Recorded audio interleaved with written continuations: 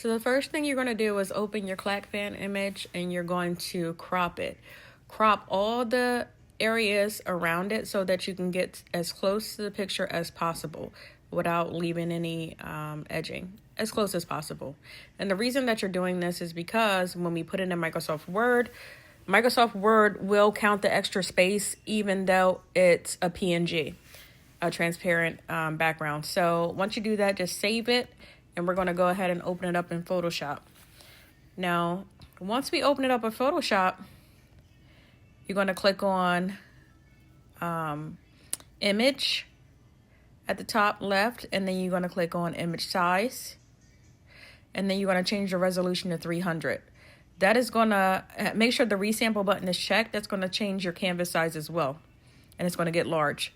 So when it gets larger, the only thing I do, because I still need to see my screen, I go ahead and I hold down the control key and then hold the minus key at the same time just to shrink my screen so I can see better. So what we're going to do here, we're just going to go to the slice select tool. So the slice select tool is located where the crop tool is. Just hold it down. It's the one on the bottom, slice select. Then we're going to right click on our image and then we're going to click on divide slice.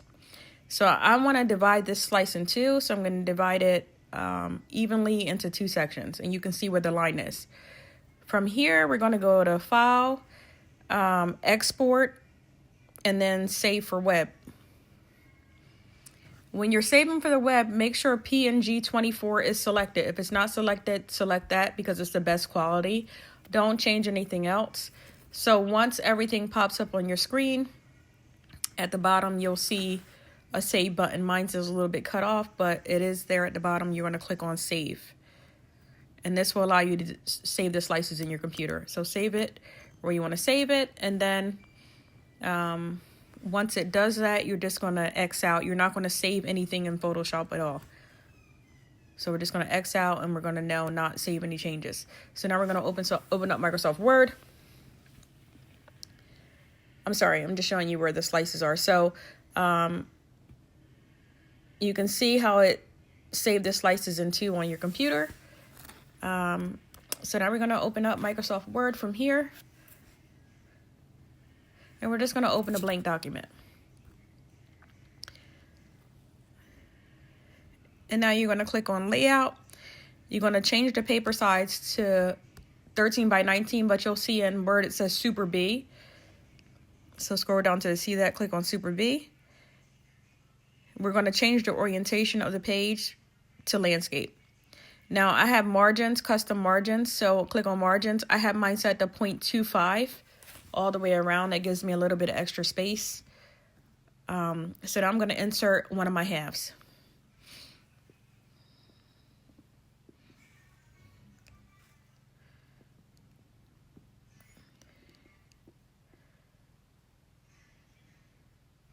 So I'm going to insert one of my halves, but this is not the way that I want it to print. So I'm going to right click and I'm going to go down to size and position and I'm going to change the width to 10. And the reason why I'm doing that is because I want to see the guide at the top of the picture so that I can spin the picture the way I want it.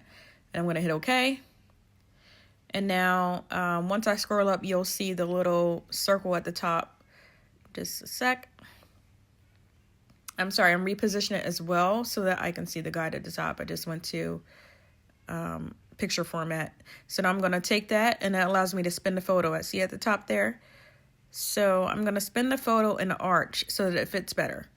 So once I get it where I want it, I'm going to right click again, go back into size and position and make the half the size that I want. For this, I'm making it 12.6.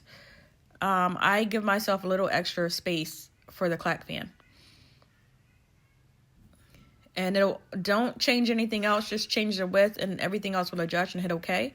And you'll see it gets bigger.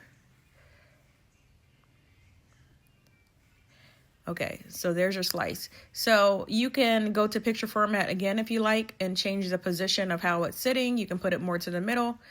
So we're going to do the same thing for the other half. We're going to insert another blank page. And then we're going to go up to the space there.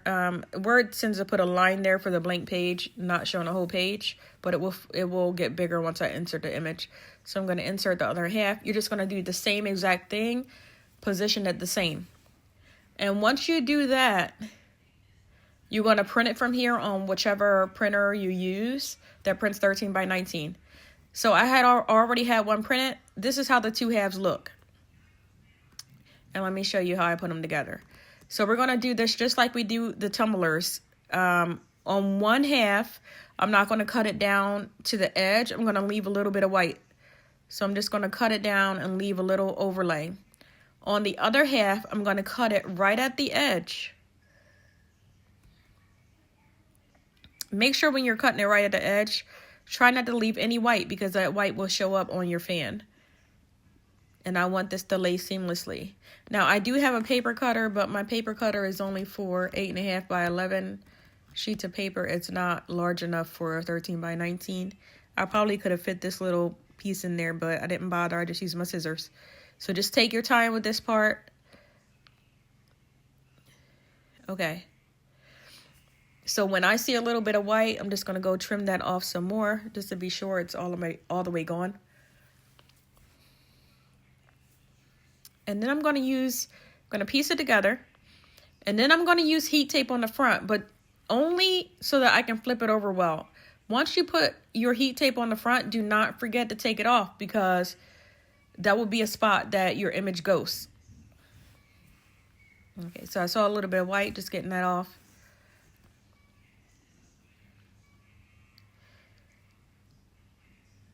So once it goes together seamlessly like that, take a few pieces of tape and just put it along the top so that you can easily flip it over without worrying about it getting messed up. Anything that you tape on the white part of the paper can stay.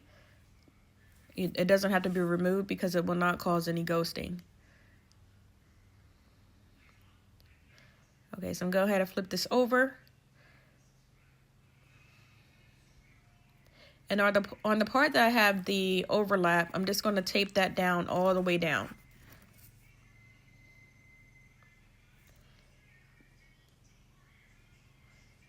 Real simple like that. I found this to be the easiest way. I don't want too many pieces. I just don't have time for that. And I don't, feel like printing on more than one paper because that's just a waste of product. So I'm going to go ahead and take my tape off the front of the image that I put there. Everything's secure. And let me show you how the fan fabric fits over top. Okay. So it's perfect. It has a little bit of extra image, which is good. I always like to have a little bit of extra. And then I'll show you a close-up of how it looks taped. It's seamless.